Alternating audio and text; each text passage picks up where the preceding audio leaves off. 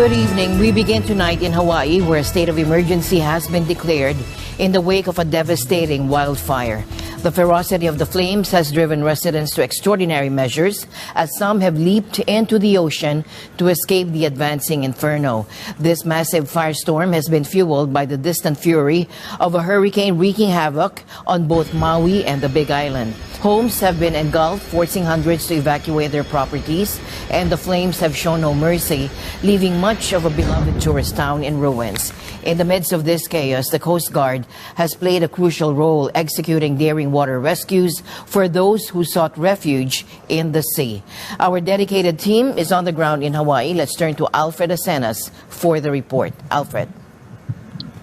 With fires of this magnitude, it is sad but not surprising casualties would mount. In this case, up to 6 people were lost in this tragedy, according to Maui County Mayor Richard Bizen, but emphasized that search and rescue efforts are still ongoing. And we are still in a search and rescue mode. And so I don't know what will happen to that number. We've had many dwellings, businesses, structures that have been burnt, many of them to the ground, mostly in our Lahaina.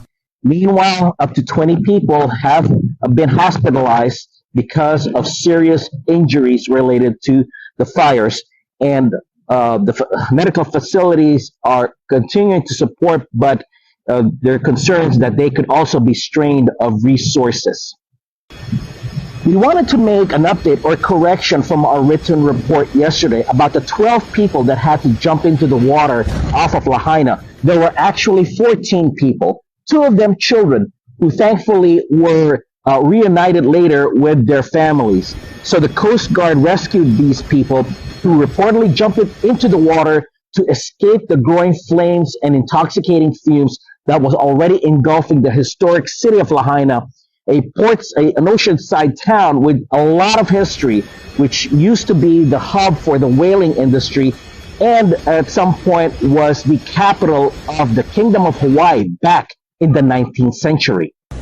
Now, compared to yesterday, today there's a bit of relief, a bit of good news, because even though you can still feel the wind still blowing around here in Oahu, the winds overall have weakened a bit today, and which paved the way for helicopters and other air assets to be deployed to support the containment of these wildfires. As Major General Ken O'Hara of the Hawaii National Guard emphasized yesterday, everything was postured to go out and fly to Maui, but conditions back then were not favorable for these air assets. It was very difficult because of the conditions last night, the high winds and the fire. We really don't have all of the details on exactly how many structures are damaged, but we do know, power is out, they're having problems with water. Meanwhile, in Washington, D.C., President Joe Biden has acknowledged and has been briefed on the ongoing developments here in Hawaii and has expressed sympathies and pledged support to residents here, and has also specified federal assets such as military equipment and air platforms to supplement what's already here in the state, and has also pledged to support some more resources by the Department of Agriculture in rebuilding the industries on Maui as well as the Big Island. Now, the state government is planning to fly about 4,000 people, mostly tourists, from Maui to here on Oahu to be housed temporarily in the Hawaii Convention Center near Waikiki. Ironically, that was the place where we had some coverage of a more celebratory event. This time, it has a more critical purpose of providing temporary shelter to displace the tourists out of Maui and even possibly the Big Island. Well, we kind of realized that 4 a.m. when the electrical, everything just shut off. It got hot. We hunkered down until like 12, I want to say, the first fire started by Lahaina Little Road. Not too sure about that, but then the winds picked up. Everything just flew our way. Apartment complexes right above the aquatic center. So we thought we were okay, but then the wind came, the gas stations blew up.